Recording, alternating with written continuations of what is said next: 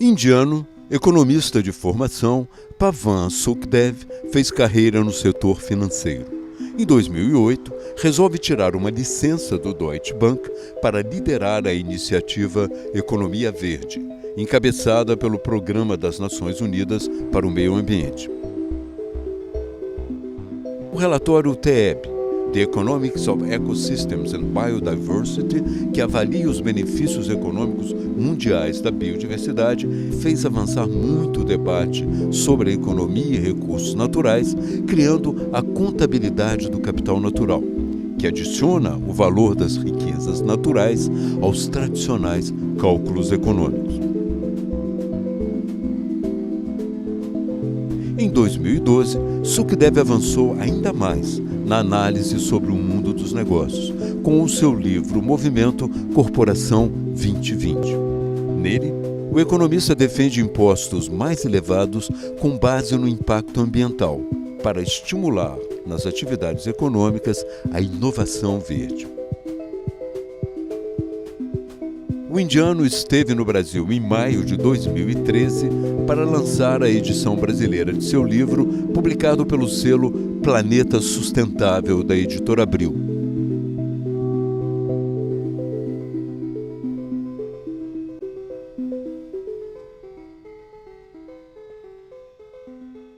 Caro Pavan, é um prazer poder estar aqui participando das reflexões do teu livro. E a pergunta que eu queria te fazer é o que você acha que deve acontecer, seja do ponto de vista das empresas, seja do ponto de vista de mercado, para que organizações que são públicas, portanto têm ações na Bolsa e sofrem as pressões de mercado, seja para o curto prazo, seja para gerar valor focadamente na variável financeira, o que precisa acontecer, quais são as transformações necessárias para que elas possam ser organizações de modelo 2020? It really is a matter both for governments and corporations. And you know, the problem today is that our football field, our playing field is tilted. We have more than $1 trillion of subsidies supporting fossil fuels and unsustainable agriculture and unsustainable fisheries. What we need is a combination of leadership coming from corporations to show that the new model is possible, but also action coming from government, where they change taxation so that you tax profits less and you tax resource use more. We need action from accountancy bodies so that they force and oblige us to report not just our profits, but also our externalities. And we need action from advertising associations to make sure that what is shown to consumers is truth. And we need action from the central banks in order to make sure that we do not have a banking system that simply encourages the taking of risk and encourages companies to become too big to fail. So these are the institutional changes, the key institutional changes that are required. And as you can see, it's not either the government or the corporation that will do them, it's really all of them. Oi, Pavan, tudo bem? Então, eu assisti uma conferência sua no GRI, tive a oportunidade de ouvir você falando sobre externalidades.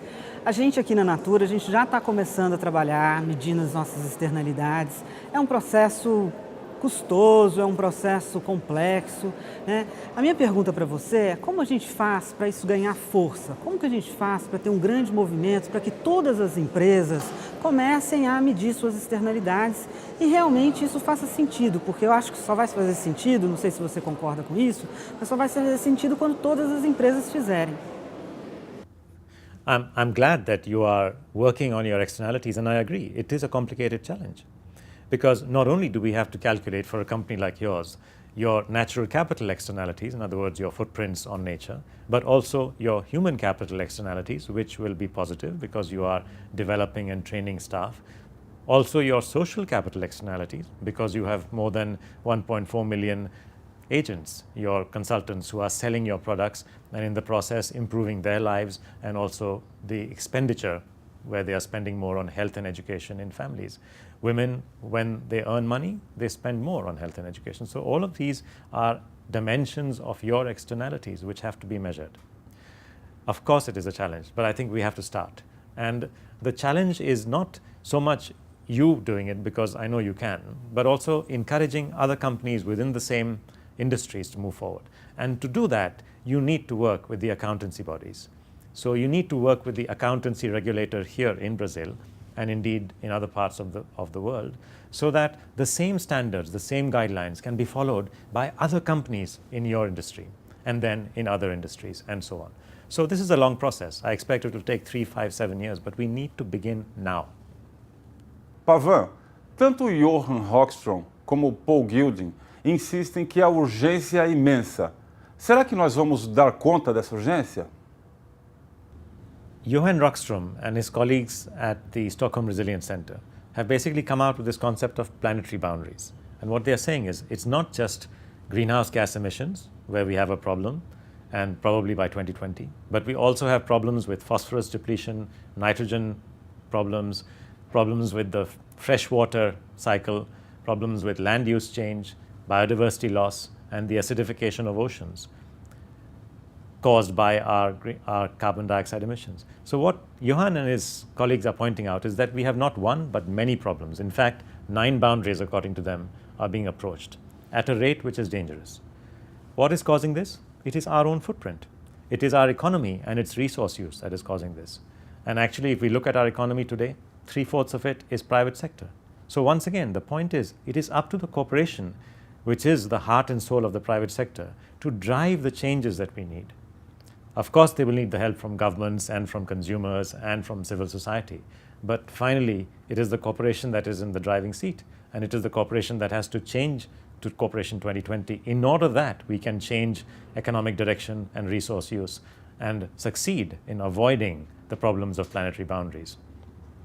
Am I optimistic or am I pessimistic? Well, maybe 50-50 right now, but I'm working very hard to make sure that that ratio hopefully becomes 60-40 or 70-30, and I need you to help. Pavan, eu gostaria de fazer uma pergunta sobre o Brasil. Se você fosse o presidente de uma empresa brasileira, o que você faria especificamente para levar essa empresa a caminho de tornar uma Corporação 2020?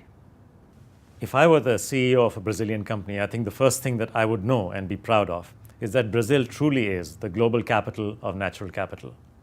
I would know that the natural resources of this country, the Amazon, for example, are the heart and lungs of this world's planetary atmospheric systems as well as its water systems. I would also know that Brazil is a nation steeped in rich cultural heritage, a mixture of many communities and many races, and a society where still there is poverty, and therefore there is still work to be done at the bottom of the pyramid. And knowing these things, and also knowing that people are with me, here in Brazil, people are with the idea that corporations can take leadership and should take leadership, I would feel very encouraged that yes, it is my role and responsibility to design a business strategy for my future, for my company's future, which addresses and makes use of the fact that we are the world's capital of natural capital, that we are a melting pot of many communities, many races, and that we have yet problems of poverty which we can solve. So I would feel challenged and encouraged to do so. Embora faça muito sentido para a sustentabilidade a precificação das externalidades, isso parece que não caminha. Por quê? Existe algum sinal, algum país onde isso esteja caminhando de forma satisfatória? There's no question that in today's world, corporate externalities are the biggest challenge facing us. Several $1 trillion of cost to society and to nature every year, and we don't even know who's causing them and what they are. So that's challenge number one. You cannot manage what you do not measure. We have to start measuring externalities. That's already begun. The work has begun, and we have, through the TEEB for Business Coalition, the Economics of Ecosystems and Biodiversity has created a coalition for business and for institutions who have already started measuring the big sectors and their largest externalities. You know, like coal-fired power in Eastern Asia or North America. These are really big. They are the 2 biggest, and so on. At the same time, some companies have started measuring their externalities, like Puma, for instance, who produced a complete value chain analysis of all its major externalities and published it. So clearly, we have examples where at the sector level and at the company level, you can calculate. And that's step one, because if you calculate, already you are communicating to the public at large, to your own management, to governments, to investors, what the true performance of the company is so that they can decide whether you are managing it well or managing it badly. That's step number one. And if we can get the world's accountancy bodies, the chartered accountants around the world who are involved in setting rules for disclosure, for stating in the company's balance sheet what are its third-party liabilities, including externalities, which are society's costs. If we can get these to be quantified in a standard way and published in the balance sheets of the companies, I think that would make a huge difference, because finally we are measuring it, soon we will manage it.